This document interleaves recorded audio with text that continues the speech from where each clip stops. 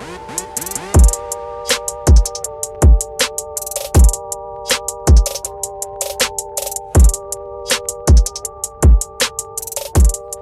going on? Welcome back to the Sicko Sports Podcast, episode 33. It is Wednesday, December 8th. Thank you guys for being here with me. As always, before we get into the episode, please like, subscribe, hit the alert button so we can keep this thing moving, keep this thing rocking. Now, it is Wednesday. There was not an episode on Monday. Friday coming up, there's a big UFC pay-per-view, UFC 269. So because of that, it's going to be a show pretty much dedicated to that fight card because that card is stacked. So with that being said, today is going to be a focus on a recap of Week 13 in the NFL and a look ahead into Week 14. So there's going to be some predictions. Also a new segment towards the end of the show. Please stick around to the end of the podcast because there is a new segment. It's going to be called Sicko Spread. So I'm going to give you guys 5 games where I'm going to set the spread. I'm going to put what I think the spreads should be in that game. Not necessarily who I think is going to win or lose, just what I think the spread should be. And hopefully that'll help you guys going which way you want to go on those games if you are better. I will also give you a score prediction. So the spread that I put may look different from the prediction, right? I might make a team a 2-point favorite, but then the prediction will have them losing that game. So it gives you an idea of how I feel about what's going to happen. And hopefully it helps you guys win some money. And at the end of the day, if I'm wrong, then hopefully it helps you fade me. I'm cool with being someone that you fade. You listen to my picks. Hey, this guy's always wrong. So whatever he gives, we'll go opposite of. I'm cool with that too. As long as you guys are making money on these picks, I'm happy. But that will be towards the end of the podcast. But it's going to be a podcast full of Week 13, Week 14, both weeks mashed up into today's episode. Because like I said, Friday's episode is going to be heavy MMA, heavy UFC talk. So stick around and stay tuned for that. But let's get into it, man. Let's get straight into episode 33. NFL Week 13 is in the books. It is a wrap. I guess the first game to go to would be the one that happened most recently, Monday night, as we saw New England travel to Buffalo to take on the Bills in insane weather, man. I don't know. There was a punt on the first drive from the Patriots where the ball looked like it was about to come backwards back to the punter. It was such a crazy game. I gave a prediction. Obviously, that was before I knew what the weather forecast was going to look like. But I did say going in, man, if the Patriots won that game, that we would have to stop with the excuses. We would have to stop pretending like this team isn't a team that should probably be favored to get to the AFC Championship at the very least. This team is operating on that kind of level, and I know it's another game where you want to build in an excuse. You want to say, well, if the weather wasn't that way, Buffalo's a team that can throw the ball better than New England can. Josh Allen could have put pressure on Mac Jones. Regardless of what it is, we have to stop making excuses as to why the Patriots continue to win. It's not easy to win in the NFL, so I don't care how you do it. If you're getting out there and winning games consecutively, if you're on the win streak that the New England Patriots are on, we cannot make excuses anymore, and that goes for myself because I've been making excuses as well. I haven't seen them play against a playoff team. Then they play against the Titans, and it's like, well, it's not the real Titans. They have everybody out. Then they play against the Bills, and it's like, well, the weather, the this, the that. Things don't go perfectly, especially in the playoffs. If you don't think the weather is going to be an issue in the playoffs, then you haven't seen much of the playoffs. So things don't go perfectly. But what it's proving is, once again, Bill Belichick has a team and finds a ways to where whatever the conditions are, whatever's going on, we can find ways to win. And that's what the Patriots have been doing. We have to take them seriously. They have to be considered a favorite in the AFC. I'm beyond the point of saying they could get to the AFC Championship. I am saying that they should be the favorite team to win the entire AFC and get to the Super Bowl. Yeah, they should be. They've been playing better. I get it. Some of the teams that they played on this win streak aren't top level, top tier teams or playoff teams, but they handled them. They didn't just beat them, they handled them. They beat them down. Look what they did to the Browns. Beat them down. Every team that they played that is not on that caliber, they show that they're levels above them. And the teams that they have played, like the Titans and now recently the Bills, they still found a way to win. And the Titans they handled against Buffalo, You throw 3 passes and win a game? 3 passes. You're telling that team exactly what you're going to do. We are going to just run the ball and hope you make mistakes. We're not going to let ourselves make mistakes in this weather, in these conditions. We're just going to simply hand the ball off. We just feel that we're a more physical, we're just a better run team than you are. We can just be more physical than you can be. And even if you know that we're running the ball on first, second, and third down, we're still going to average over 5 yards a carry. We're still going to somehow find a way to get the ball in the end zone and outscore you. That has to be taken account. You have to take account for something like that. That is a playoff ready team. They are playing the best out of anybody in the AFC. I wouldn't go as far as saying they're playing better than anyone in the NFL, but they're playing better than anyone in the AFC because we'll get to the Kansas City Chiefs as well. But looking back into Week 13, the weird one in Atlanta, Tampa Bay got a win. Obviously, Tampa Bay needed that win. They want to try to find a way to get games into Tampa. I don't think they want to travel. Obviously, no team wants to travel, but this is a point now where Tampa wants to start getting hot, right? Some of these guys are coming back. We know Antonio Brown's still suspended for another couple games, but they got Gronk back, and Gronk looks like he's getting back into the groove, back into the mix. As they get Antonio Brown back, as they get some of these guys back on defense, this is the time where Tampa Bay starts ramping up and where Tampa Bay starts looking like a Super Bowl contender this time of year. So it's important that they got that win against Atlanta. Not pretty. The first half was very, very ugly. Tom Brady throws a pick 6 to end the half. It was muggy out there for a little while, but they got the job done at the end of the day. 31-17, 30-17 win there. So nothing to scoff at. It wasn't a poor performance by Tampa by any means necessary. They took care of business as they should. Chargers take care of Cincinnati in a big way.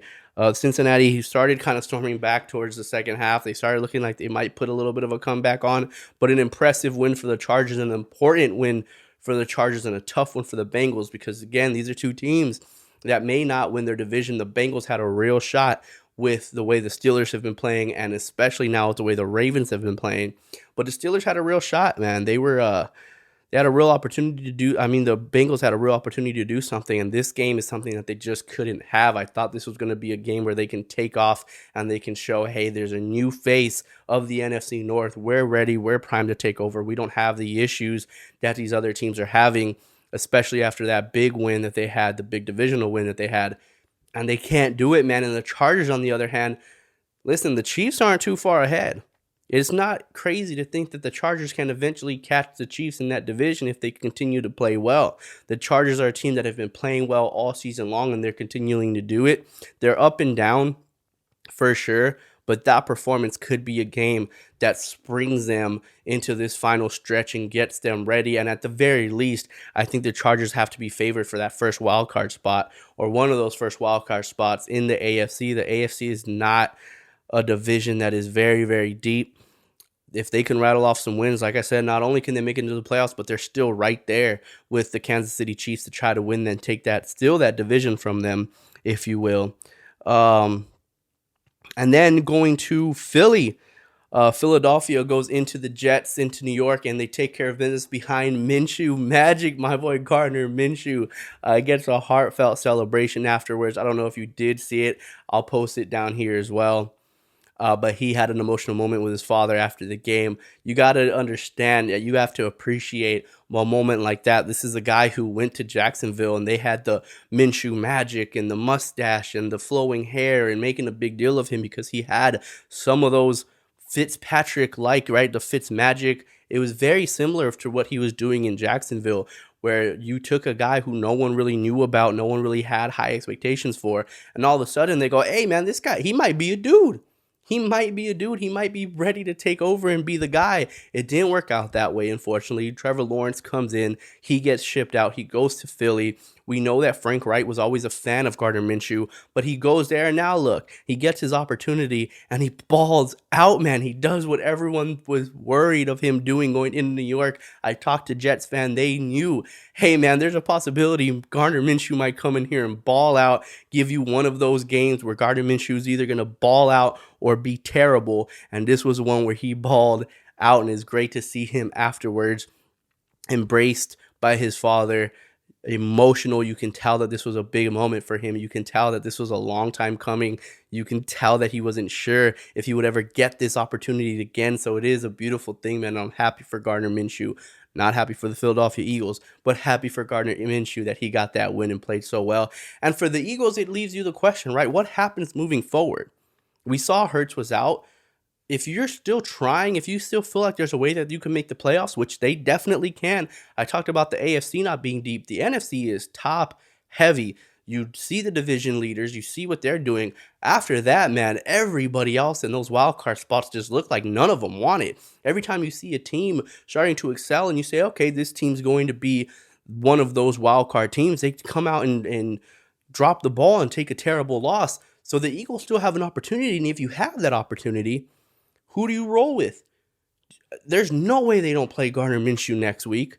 And if you do play Gardner Minshew and he has another good week, how long is Jalen Hurts going to be in Philly? I wasn't saying that a couple weeks ago. I was saying that I was on the Jalen Hurts train of saying that, hey man, this guy isn't as bad as people think. He can really play. He has a terrible game where you find out that he was playing through an injury in that game, comes out, and if Gardner Minshew can ball out for back-to-back weeks, he may not have a choice. He may lose that job just by the play of Gardner Minshew, and that is a tough sign for Philly. Best case scenario isn't that Gardner Minshew balls out again, because we've seen this in the past. We know what he's capable of. Gardner Minshew's ceiling, in my opinion, is a Ryan Fitzpatrick, right? Those guys, Taylor Heinicke, these guys are the same, where like, yeah, they play with so much passion and so much energy, and they're tough guys. They're physically, mentally tough, and guys are going to play for them. So because of that, it allows them the opportunity to have these type of moments. But there's going to be multiple games of the season where you just go, wow, he is not that great, is he? Like, we definitely pump him up more than he really is. That has been the case for Fitzpatrick throughout his career. That is the case from time to time with Heinicke in Washington. And I think that's going to be the case with Minshew throughout his career. So the best case scenario for Philly isn't that Gardner Minshew comes out and has another really good game and, the head coach, Sirianni, just falls in love with him and ends up taking him throughout the rest of the time, and you guys get rid of Jalen Hurts, or you guys are out on Jalen Hurts. And that's not the best case scenario, because we can see how that went in Jacksonville, and we can kind of predict how that story will end in Philly with Gardner Minshew. So the best case scenario is that Jalen Hurts comes back, continues to progress, continues to show that he can be the guy if given the right formula, if you're given the right weapons, if you stick to a run game and create a run game for him, he still can be the guy. That's the best case scenario for Philadelphia, not Gardner Minshew. But again, love Gardner Minshew, love Minshew magic. Great story. We also had the Rams at home against Jacksonville, and finally, if you're the Rams, since getting Von Miller, since getting Odell, finally you put together a game where you go, okay, that's what we've been expecting. That's what we've been waiting for. We see Odell Beckham moss somebody in that game. We see these guys have a big game, these big name players that they're bringing in. This is the Rams that we were looking for and we were thinking was going to come. When Von Miller went to the Rams, I said, oh boy, that's the team to beat. That's going to be the team to beat now, is the LA Rams. And then when you see Odell go, how can you not get even more excited and think, well then, damn, they're going to win a Super Bowl, right? They're 100% going to win a Super Bowl with Von Miller and Odell joining a team that has Jalen Ramsey and Aaron Donald and Matt Stafford and Cooper Kupp. How do they not win a Super Bowl? How do they not? But wildly, they have not looked good since acquiring those guys. And it may just be a situation where it's going to take some time. But we're getting into that final stretch where they may not have time. I will get to their next opponent coming up here. A huge game for them coming up. But a big win for the Rams. I think it might be a step forward in the direction that they were expecting to go. And of course, us, the people watching, were expecting and anticipating like, hey, this team is going to go now. They're going to be the cream of the crop in the NFC, and it just hadn't worked out that way. This could be the game that springboards them in that right direction. A huge motivational boost, an emotional boost for that team leading to the end of this season. We also had Washington against the Raiders, a close game. I picked the Raiders to win this game. I thought that they were just going to go ahead and do enough at home.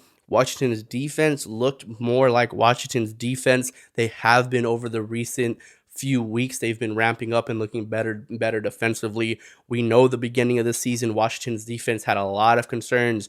Myself and a lot of other people were wondering what the hell is going on with Washington. This was supposed to be the best defense in the league. They were supposed to dominate. They were supposed to be a team that runs the football, controls the clock, and smothers you on defense, forces you into mistakes, gives you nothing free. And it didn't work that way in the beginning of the season. They were putting so much weight on Heineke to have to make big plays. And sometimes he would surprise you and keep you in it and make plays. And then sometimes he would have those turnovers and make those plays where, like I said, that Ryan Fitzpatrick, Mark Gardner, Minshew, those type of guys where they'll do great things, but they'll follow them up with something really bad. And they, like I said, just putting too much weight on Heineke in the beginning of the season. Now, recently on their win streak, you've seen Heineke. He can make plays when you need him to, but if you take a lot less off his plate and you stick behind the run game and you smother them on defense and you play clock management, you can see this team. That's their path to victory, is just control the clock, and they have been doing it better than anyone. I mean, they are going on 8, 9, 10-minute drives. Remember the 10-minute drive they had against Tampa Bay to win that game? They are starting to put it together. They are starting to find their identity. That's what we are. We're not a, hey, Heineke, we got to put it on your shoulders. You got to throw 35 to 45 times. No, they're a team where they want to keep Heineke somewhere 25 passes or less.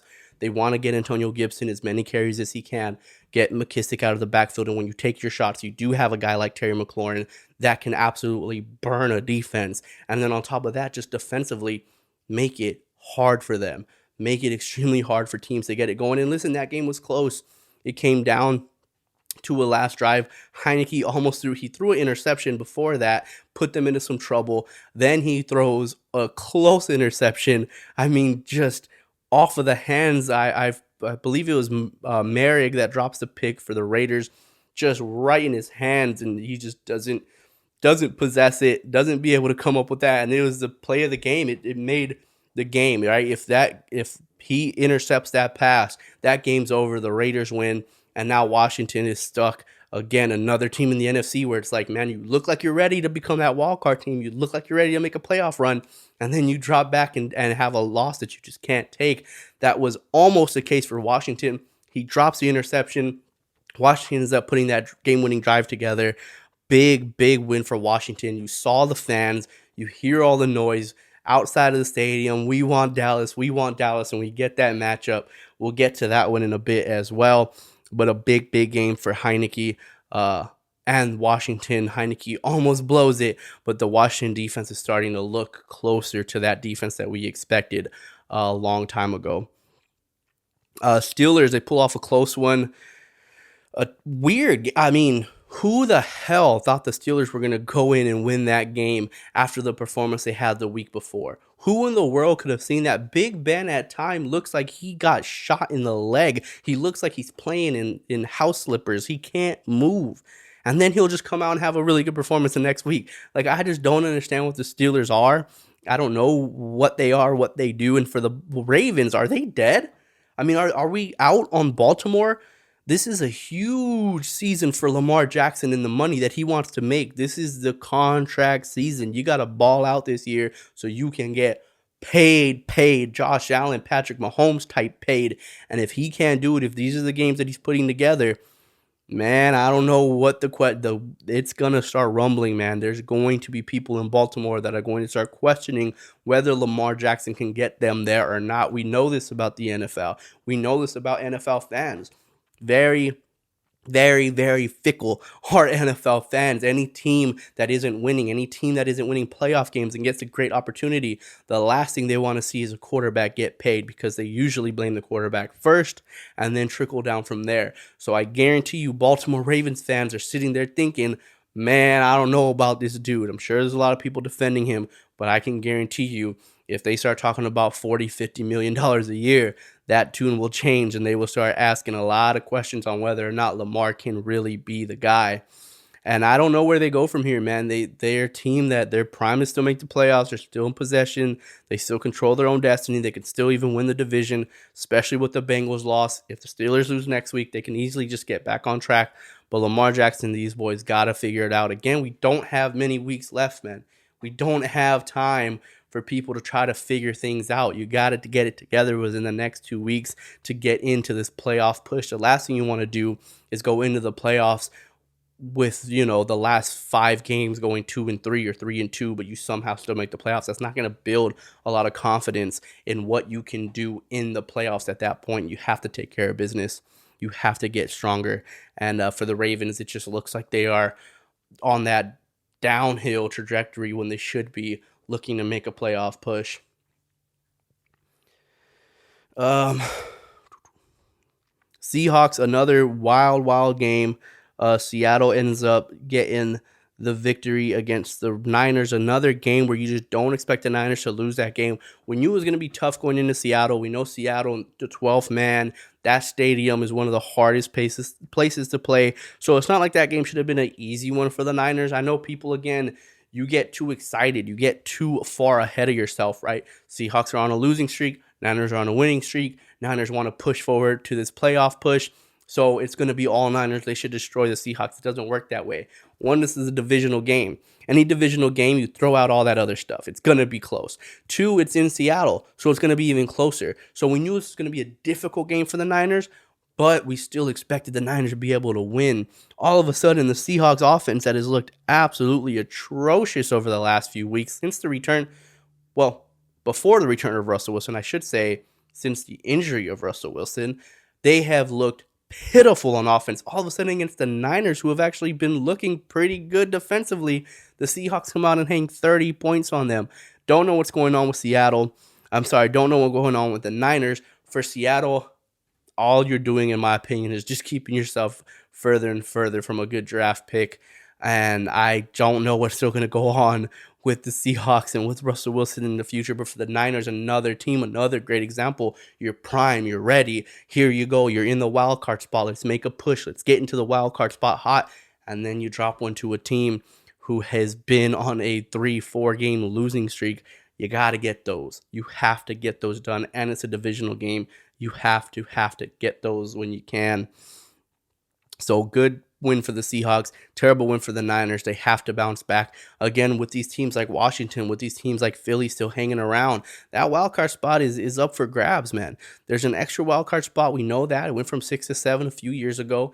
So there's a bigger opportunity for these teams to grab that spot, but it's like they don't want it. It's like they're playing hot potato with each other, and we're yet to see one of these teams get it going. Obviously, Washington's on a win streak, but if they lose to Dallas, then we're still back to who the hell knows is going to get it.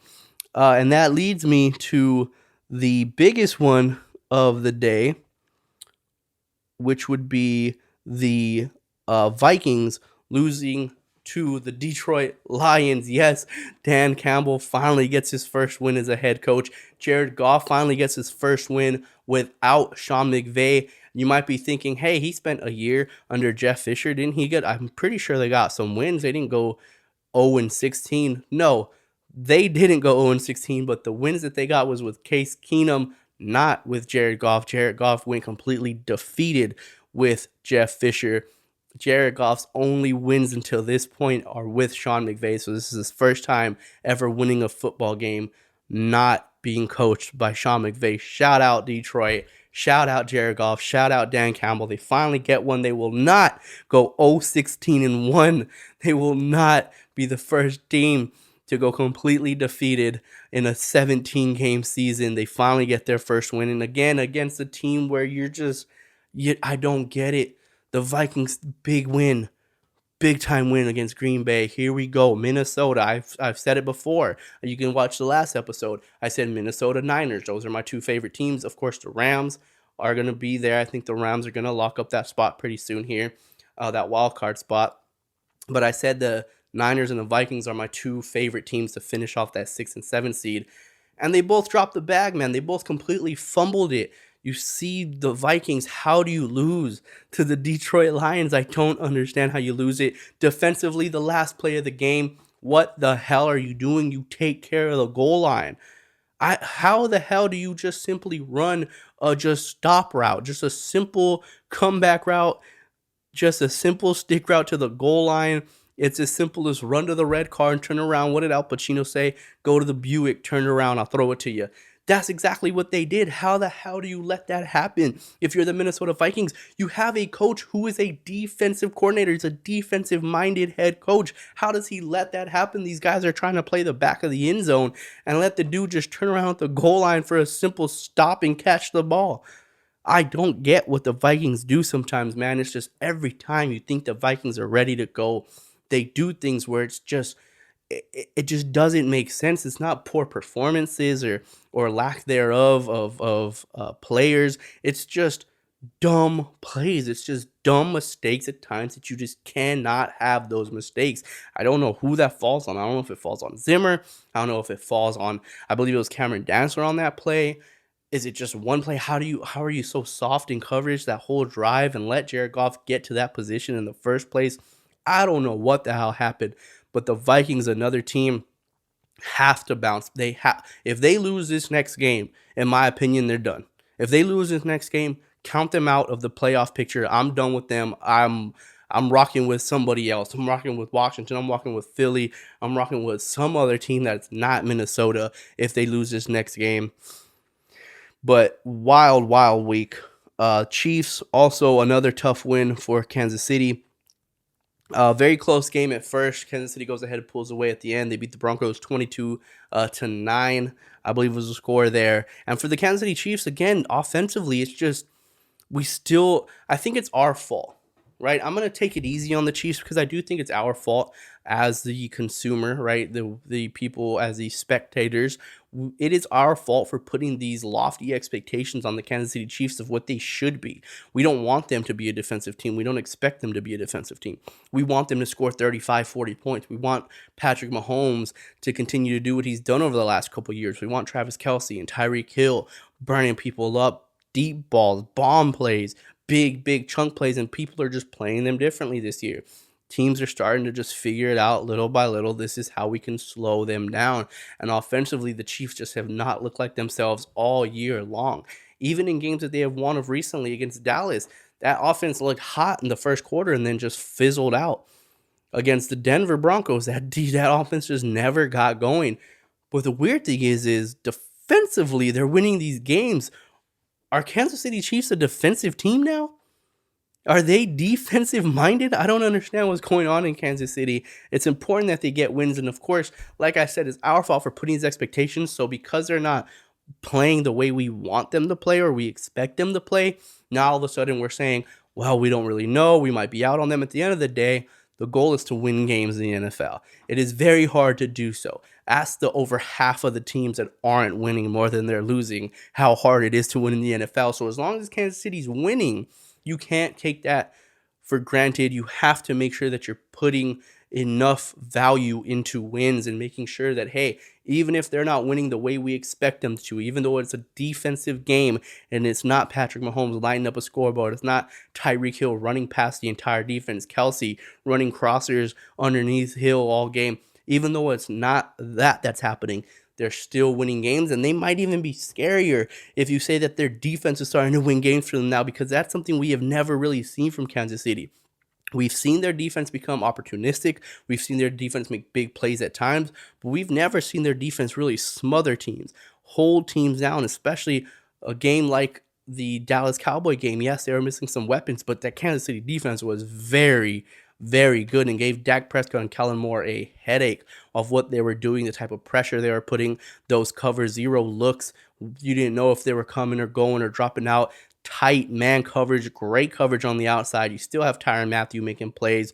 This defense, if they get going, man, eventually you just worry if you're an opposing team and you play them in the playoffs and that's the defense you're facing against, the back of your mind is, hey, man, at any given moment, we know Patrick Mahomes can click on and this offense can score in a heartbeat. So very difficult game or very difficult team to play coming into the playoffs for the Kansas City Chiefs. As long as they hold on to that division, they hold on to a playoff berth or a home playoff berth, it's going to be tough for teams to beat them. I'm telling you, even if we're putting too much on them, that just goes to show how good that team is, where even if they win, we're not satisfied. Even when they win, we're still like, there's something wrong with them. They don't look so great.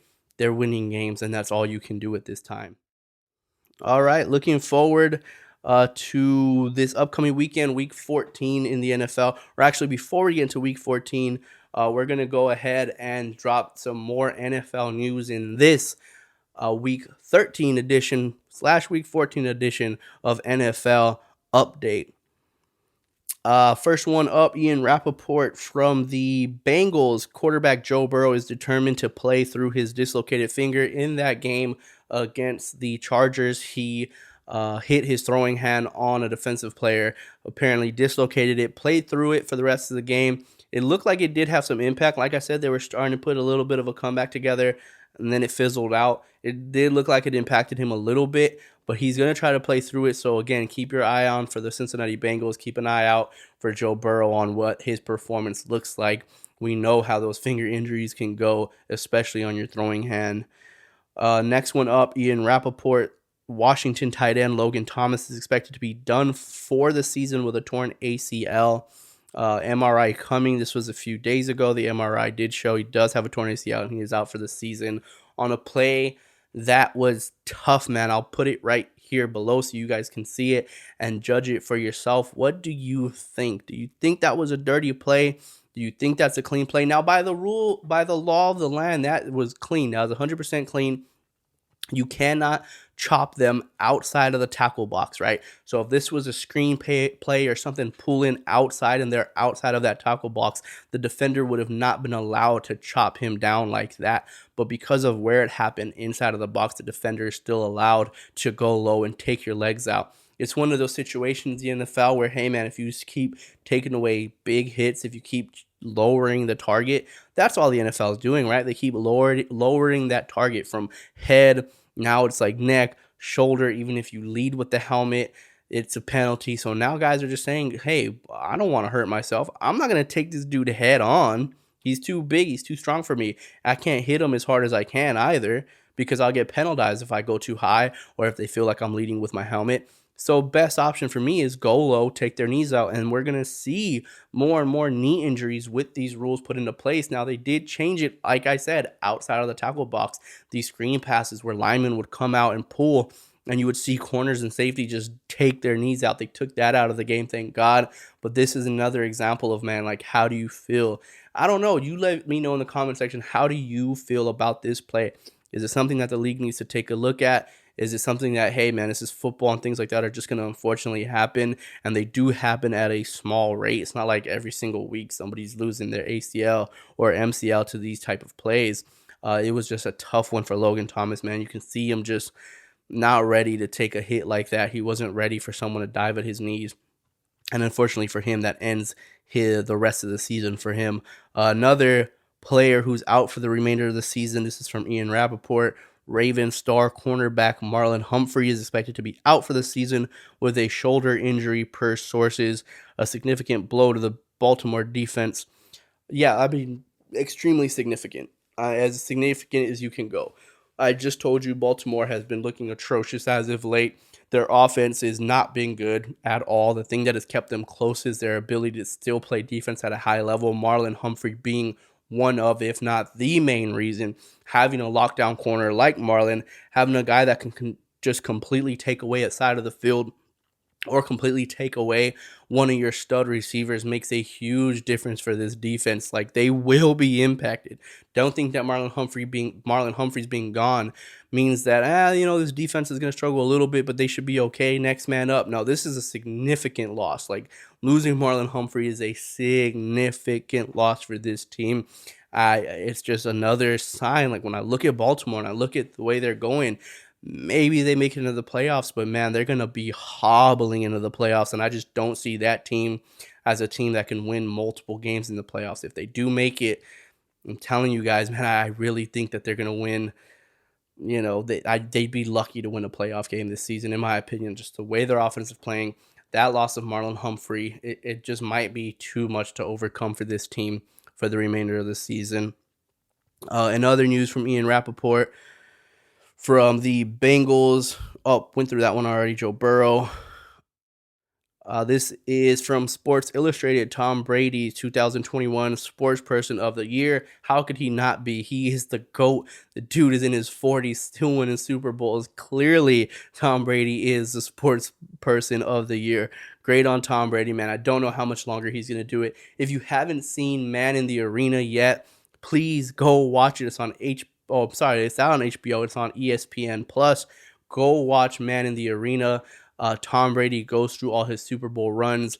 I believe they're on episode 4 now. I saw the last 3. It is great documentary put together. They talk to guys like Willie McGinnis and a bunch of other dudes from the team. They have a lot of footage from those games, sideline footage, practice footage. It is a phenomenal documentary. I definitely suggest that everybody goes and watches Man in the Arena. And you get just another look into how great Tom Brady has been. You kind of forget, man. Sometimes you just get so used to him recently where it's like he's the ultimate game manager and he just kind of gives you big plays when you need it, but he's a lot of handoffs, a lot of defense, a lot of this. You kind of forget like there was a moment in time where he was lighting the league up, where it wasn't this dink and dunk and play smart and just do enough, edge it out, whatever it takes to win. There was a moment in time where he was just killing teams. Him and Bill Belichick, the years with Randy Moss, and they haven't even gotten into the most recent, Aaron Hernandez, Rob Gronkowski, and these guys, they are just going back in time. You saw when he first took over, you gotta watch Man in the Arena if you haven't seen it yet. It is a phenomenally put together film, documentary, series, whatever you want to call it. It is a series. I don't know how many episodes they're gonna have. Like I said, I think they're gonna be on episode 4 now this week. But stay tuned and please watch that.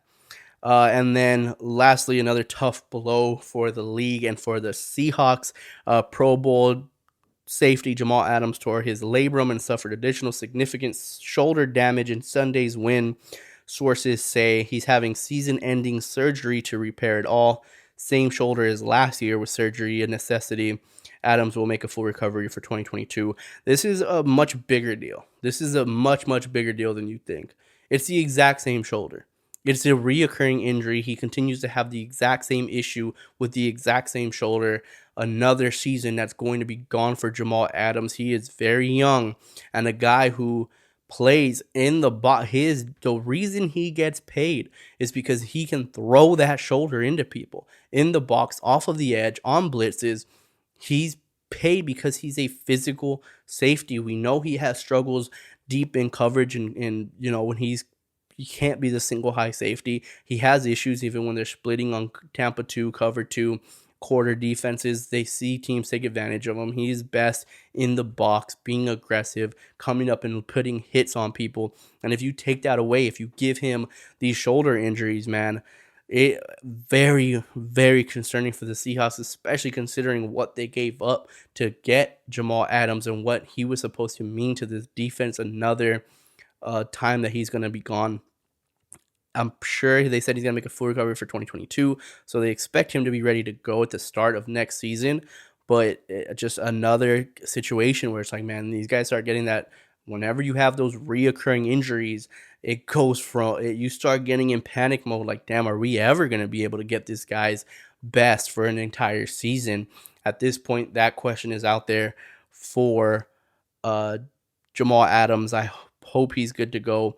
I'm excited to see him back in 2022. Hopefully the Seahawks are a better team. That way we can watch, because when Jamal Adams is at his best, man, and he's in positions where he's supposed to be, and he's down in the box where he's making plays inside, when he's making plays, out into the flat, coming off of the edge, when they have him blitzing, when they're using him as that kind of Swiss Army knife, dude, it is so fun to watch Jamal Adams. So hopefully he has a good recovery and he comes back to week 22 stronger than ever. And then let's jump into week 14. Let's look ahead into this Sunday. I know it's a little bit early. Like I said, Friday is going to be all about UFC 269, so I won't be able to give predictions and get too far ahead then.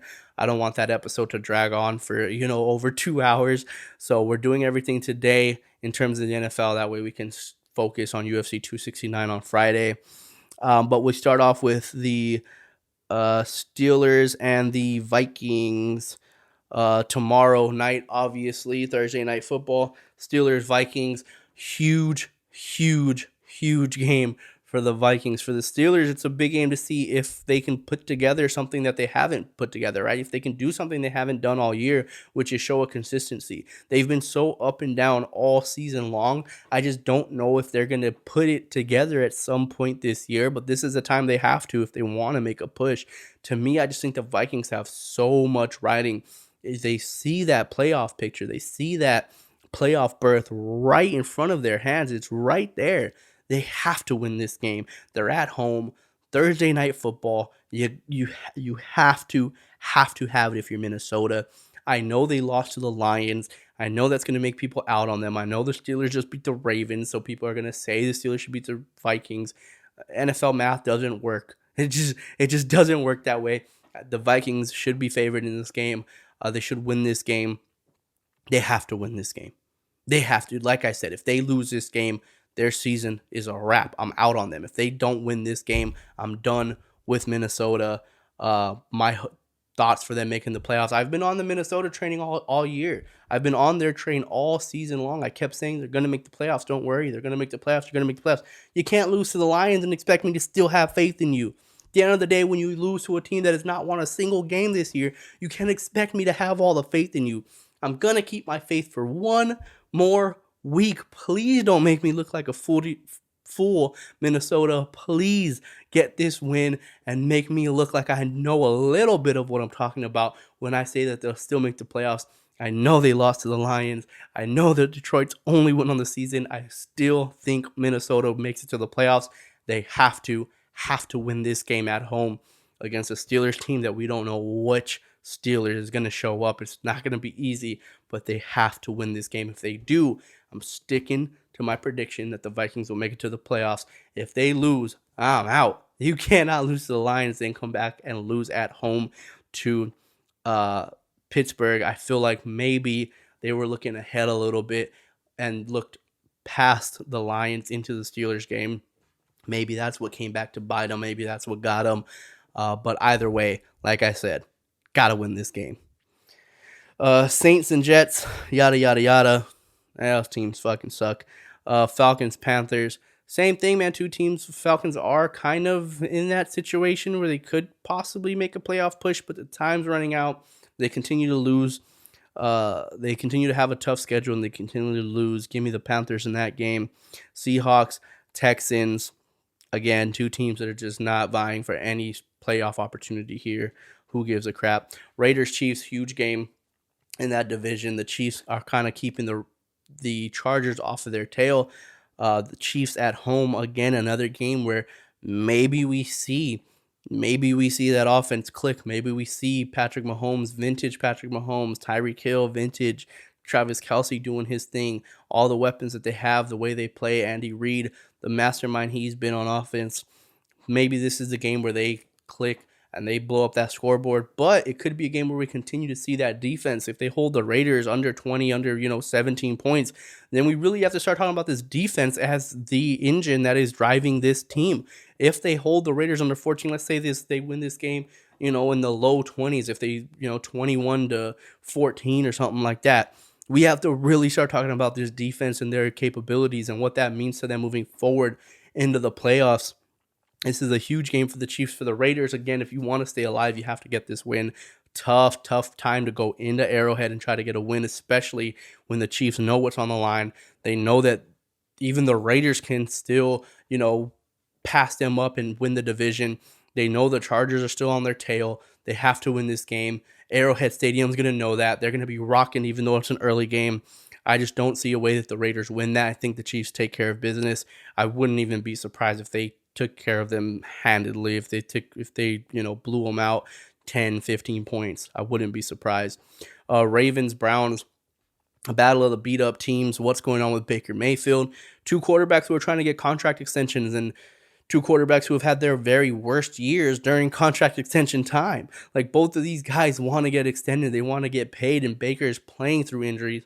Lamar, I know he was sick, but he hasn't been hurt all year, and he's just had a poor year. This is just a bad year for Lamar.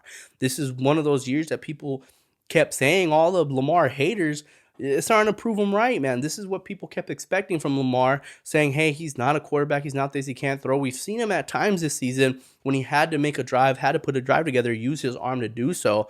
But throughout the game, it's just so tough, man. It's like pulling teeth trying to watch this team put together a drive. And for the Browns, again, like I said, Baker Mayfield, man, the dude has one arm out there. Like, he is not good. He has been playing through it. He is just trying to show his grit, trying to show his toughness, trying to put the team on his back.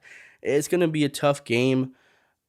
Man, I don't know where I want to go with that one. I guess give me the Browns because they're at home. But if the Ravens, like I said, the Browns and the Ravens are two teams that are just trying desperately to get into the playoffs at this point. The Ravens still have control of that division, but they're all kind of banged up, man. Everybody in that division now, it's a division that could be the best division, could be a great division in the NFL if everybody just wasn't hurt and banged up. And then the Ravens, you have it in it's right there for you. Right? The Browns are banged up. The Steelers are banged up. It's right there to take the division and show that you can do this, and you just cannot win games. We have to see a good performance from Lamar. If Lamar has another poor performance against the Browns, people are going to start talking about him. It's going to be a tough road for him to get that big payday if he goes out and struggles against Cleveland. And for Baker, I mean, at some point, like, I don't know, man. Is it just going to get worse to the point where, like, you have to sit him, you have to shut him down for the season and say, hey, let's just try to get you healthy for next year? Whether that's with us or not, like, he has to focus on his health at some point if they keep losing, because it's not like his arm's going to get better. It's not like he's healing and getting healthier the more and more he plays. At least I would think. Or maybe maybe he is getting healthier. Maybe his shoulder is getting stronger. It's just painful. And the longer he can just go without, re-aggravating it, without aggravating that injury or re-injuring it, then he'll get going. But either way, the Browns-Ravens game, very, very important game. I guess just give me the Browns based off of the run game. I think they'll be able to run the ball on the Ravens a little bit easier. Hopefully, Lamar balls out. Hopefully, they put up some points. Lamar Jackson looks like the Lamar Jackson that is north of $40 million worth and not the lesser. Cowboys, Washington, huge game in the NFC East. Huge game in the NFC playoff picture in general. Washington on a win streak. They play at home against Dallas.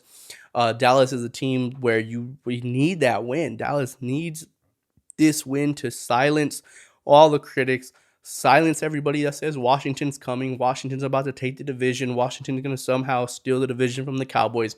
They can end all of that by beating Washington in Washington. They go over and win on the road, put themselves another game ahead of Washington. The time will run out. Dallas will go ahead and secure that division if they win this game. But it's got to be a game where you see a better performance from this offense. Zeke looks like he should not be playing. Zeke looks like he's been playing hurt. We know he's been playing hurt, but he looks like he should not be playing at all. We saw a run out to the sideline where he was almost limping towards the end of that run, and he just stayed in the game. It just looks like he has no burst, no legs left.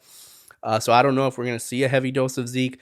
They say he's still good. They say he's still going to get a big workload. Tony Pollard continues to show that, man, he's the more dynamic, he's the more explosive running back. But with a full week and a half, really, because, they had the Thursday game, but with a full week and a half of Amari Cooper, CeeDee Lamb, Michael Gallup, Dak, all these guys, hopefully they get on track. Hopefully that builds that chemistry and they look a lot more like they did earlier in the year rather than the last few games. Defensively, they get a huge boost. Randy Gregory's back. Neville Gallimore's back. This is DeMarcus Lawrence's second game back. Micah gets to be where we kind of want him to be, which is roaming the field. We can have him in coverage.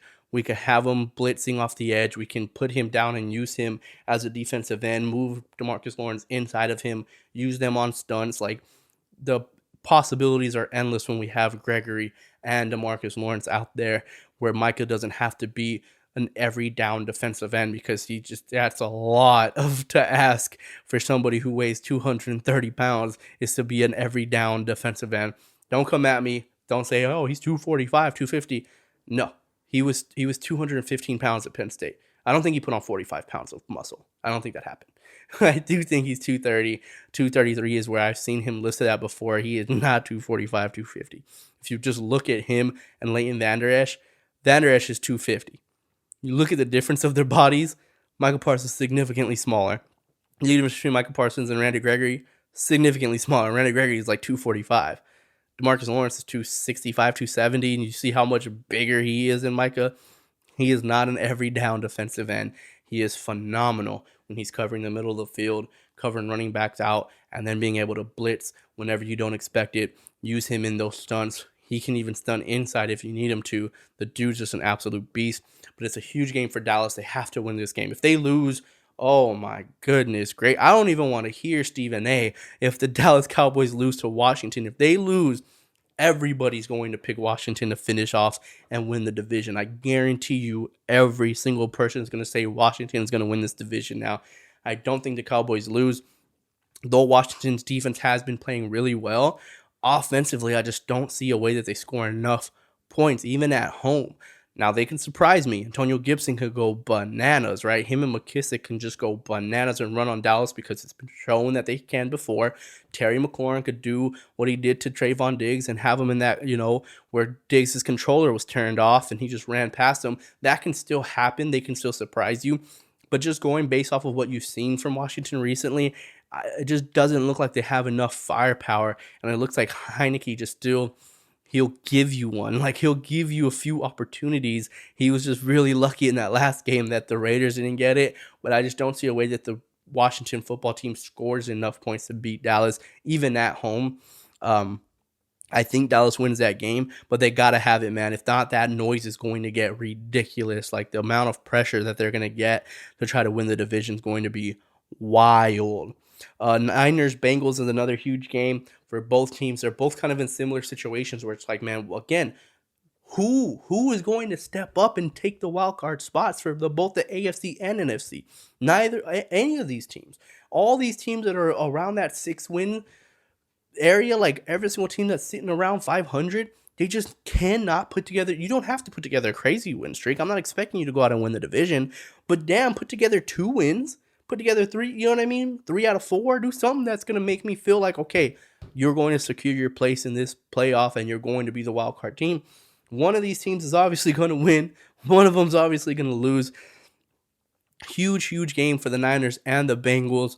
I don't think it's a game that's necessarily detrimental. I said for the Vikings, if they lost this game, I'm out. They ain't making the playoffs. For the Niners and Bengals, I think even if one of them loses, right, whichever one loses, I still think has a really good shot to get into the playoffs just because almost by default, like there's just no teams that I see that are sitting around that 6 and 7 seed right now that I'm like, oh yeah, they're gonna push and they're gonna win, 3 out of these last 5 or 4 out of these last 5 and make it to the playoffs. There's no team that I see doing that. So for the Niners and Bengals, even if one of them loses, I still can see them bouncing back, winning a few games, and still making it into the playoffs. But again, for your hopes of winning a playoff game, which is the ultimate goal, which is to not only make it to the playoffs, but have a chance to win, they need to look strong. The problem is both these teams need to look strong. One of them has to lose. Give me the Niners, man. I think the Bengals are going to start falling apart a little bit. Give me the Niners to win that game, I guess, on the road. Bills and Bucks, big time game. Bills cannot go out there and get beat up by the Buccaneers. The Bills have to show that they can stop the run and that they can somehow run the ball themselves. It's indicative, man. The Bills, to me, I just can't see a path for them to get to the AFC Championship, let alone the Super Bowl. I cannot see a path for the Bills. You cannot be a team that plays in crazy weather that Bill Belichick and the Patriots said, we are not going to throw the ball. We can't throw in this weather, and you still have Josh Allen throw 30 times.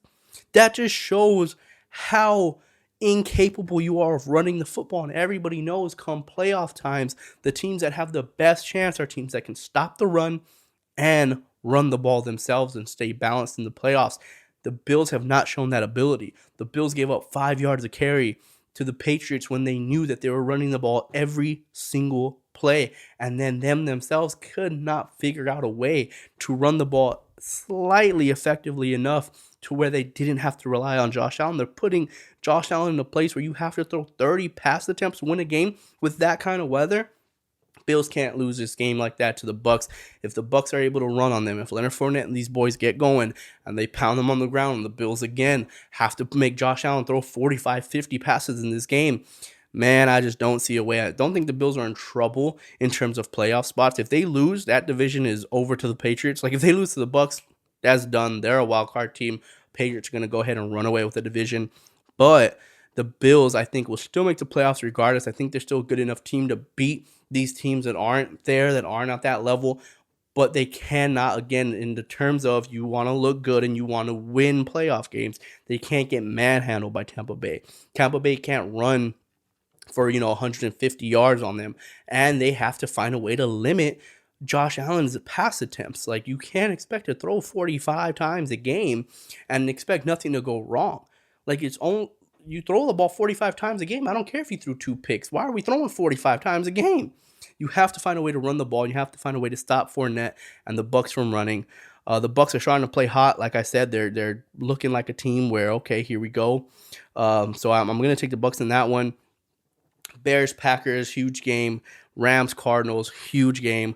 Bears and Packers, I say big, just mainly because the Packers can clear it up. The Packers can go ahead and take complete control of that division, lock up a playoff berth, and hopefully get to a home field advantage situation. They're still looking for the Cardinals. They can still become the number 1 seed in the NFC. And then the Rams and Cardinals is a huge one. I'll go straight into the new segment, if you will, I guess segment, if you want to call it. I'm going to do this every Friday. Like I said, I know today's Wednesday, but typically if there's not a huge card, I'll do them on Fridays. If there's not a huge UFC card, I'll do it on Fridays. For Sicko Spreads, these are the spreads. Again, I'll reiterate, I am not setting these spreads based off of what Vegas is going off of or even who I think is going to win the game. I'm just giving you guys what I think the spread should be in this game, and I'm doing it without looking at the spreads across spreads books. I'm not looking at any spreads that Vegas is doing. I'm not looking at any spreads like from FanDuel or Barstool or DraftKings. I'm not looking at any of those spread books. I'm just giving you, if I was setting the spread, if this was my sports book, right, I was the bookie, what would I set these spreads at? That's what I'm giving you. And then I'll give you the prediction of the score. I'm going to do it for 5 games. I'm going to do it for 3 primetime games and then 2 games of my choosing. And that way you guys can use to go ahead and place bets yourself. I might give a different score because I also will give a score prediction, and that might help you with the over-under, deciding like, all right, well, if this is a score prediction, then you could get a sense of what I think this over-under should be, and then you guys can vote from. You guys can bet from there as well. But you won't always see the same thing, right? So like I might favor a team by 3, but then give the spread or give the score prediction and have them losing. And you might wonder, okay, well, how does that happen? How do you have them favored by 3, but also say they might lose? Again, I'm only setting the spread. It's not what I'm having. It's not what I think. There's going to be 2 things. What I think the spread should be, but then what I think will happen and what the score will be. So keep that in mind. First and foremost, we'll go Steelers, Vikings, primetime game. Steelers on the road in Minnesota. Like I said, this is the game that Minnesota has to have. I know they laid an egg, guys. I know you want to say Pittsburgh came off of a big divisional win. Minnesota came off a huge disappointing divisional loss. Therefore, Pittsburgh's going to beat Minnesota. No, I think Minnesota has to bounce back. I think they will. Kirk Cousins has shown that he's been able to do that throughout the year. They've been inconsistent, but they've been consistent with their inconsistency. Every time you think you might be out on them, they'll come back and have a huge game. Every time they lose to Cooper Rush, they'll come back and beat Aaron Rodgers. Like, that's just kind of how they are, and I think that's what we're going to continue to see from them. And I think that for that reason, I have the Vikings favored by 3. Score prediction on that one will be 14-17 in favor of the Vikings. Give them a 3-point win on that one. I think it's going to be low scoring. I think Kirk Cousins will find Justin Jefferson enough times. I think they'll make enough plays downfield. And for Pittsburgh, I just don't know with this offense, man. Every time this offense looks decent, they look pitiful the next week. I don't think they have the ability to light up any team. I don't think they're going to have the ability to put up, high 20s, 30s. I think it's going to be a low-scoring game, 14-17 Vikings way. Next up, Raiders, Chiefs, we're going to go with that one. Big time game as well. Raiders are traveling to the Chiefs. With the way the Raiders played against Washington, if that's the offense that they're putting out on the field, I just don't think they'll be able to outscore the Chiefs. I don't think they'll be able to score enough points, especially in Arrowhead Stadium. And with the way the Chiefs defense is playing, I think they still hold the Raiders to a decent amount of points. They don't let them go crazy. They don't let Deshaun Jackson free. They don't let Derek Carr get going. I think they hold them to 20. I give the Chiefs a 7-point favorite. Again, I don't know what they're favored on FanDuel or DraftKings or Barstool Sportsbook. I don't know what they're favored, but I would give them a 7-point favor. So Chiefs, 7-point favorites in that game. Give me a 20-27 score in way of the Chiefs. Next up, Cowboys at Washington. Dallas travels to Washington. Even with the winning streak that Washington is on, I just haven't been impressed enough to narrow the gap, and definitely not impressed enough to say that they should be favored against Dallas. Yes, Dallas hasn't looked great as of recently, but it's not like they're lost more than they've won. Like, they're still winning more than if you go over their last 6 games, they're still winning more than they lose. And they got guys back. I think Randy Gregory coming back, DeMarcus Lawrence being back, Neville Gallimore coming back, Tristan Hill will be back. I think all of that is going to make a huge difference, and you give a full week of preparation and game planning for not only Dak, but his receivers. You give a full week of game plan with Amari Cooper, with CeeDee Lamb, Michael Gallup. They've only had all 3 of those guys healthy 2 times this whole entire season. This might be the healthiest that the Cowboys have been all year in this game, a game that they have to have. So because of that, I'm giving points to Washington at home. They're going to be a +3. Dallas, a -3 on the road. 23-20, I'm saying, with a 3-point spread. 23-20, Dallas over Washington. Bears, Packers, next game up, primetime game. Bears at the Packers. I think this is a game where the Packers just stamp their dominance, show that they continue. Aaron Rodgers continues to be the daddy of that division, and they go ahead and take care of business. Give me the Packers by 10. 10-point favorites for Green Bay. 17-27 will be the score there in Green Bay. Don't think the Bears have enough to make it happen. I wouldn't be surprised if that gap is even bigger. 10 points to me is a big spread, though, especially in a divisional game. If this was an outside division game, right? If this was like Packers against Falcons or some shit, I might give it like a 15-point spread. But because it's a divisional game, I think the Bears will do enough to not get completely blown out, but 17-27 there. And then lastly, Rams, Cardinals. This is the game that I was talking about. This is a situation where I'm going to go 2 different things. It's going to sound like I'm contradictory, but again, if I was setting the spread, if I was the one that owned a sports book myself, I would be favoring the Arizona Cardinals for obvious reasons. They have been the hottest team. They are the number 1 team in the NFC. They were able to win 2 out of 3 games without Kyler Murray. Kyler Murray's return in Chicago looked amazing. They went into Chicago with poor conditions where it looks like this might be a low-scoring game and still somehow scored into the 30s. There's a reason why the Cardinals should be favored, so I'm going to give them a 2-point favorite. However, I think the Rams win this game. I think this is a game that the Rams absolutely have to win. I think this is a game where people start going, okay, here we go. Put the Rams back into high expectations, Super Bowl expectations, with a big, big win against the Cardinals. So again, favor the Cardinals by 2, but I think the Rams come into Arizona, beat them, because people are going to think it would be a shocking win. I don't think it's a shock. I mean, these are 2 really good teams. Yes, the Rams haven't been playing up to expectations as of late, but I think this is a game that can get them back on track after a big win against Jacksonville. Big is in terms of score and the way they played and the way they dominated. Obviously, beating Jacksonville isn't considered a huge win, but the way they played was dominant. So I think they bring that into Arizona. Prime time, I think they get the win. 28-24. Rams over the Cardinals is what I'm predicting. Thank you guys as always. That wraps it up. We're going to close out episode 33. Again, please like, subscribe, and hit the alert button. I still got more episodes. I'll be back Friday. Obviously, we'll talk about UFC 269. It'll be heavy 269. That card is wild. My boy Sugar Sean O'Malley is on that main card. You got guys like Dominic Cruz on the prelims. You got Cody Garbrandt, Kai Kara France. We'll get into it come Friday. That card is wild. Don't miss it. If you're a casual fan of the UFC, you say, "Oh, I just watched the good ones." You better watch this one. It's going to be a wild, wild pay-per-view. The UFC did it again to us. Spoiled the hell out of us with a pay-per-view card. Poirier and Oliveira are the main event of that one. I'll get into it Friday, guys. Can't wait for that episode. But I'll also have more clips coming, some more dives. I have a J-Ron Curse film session up.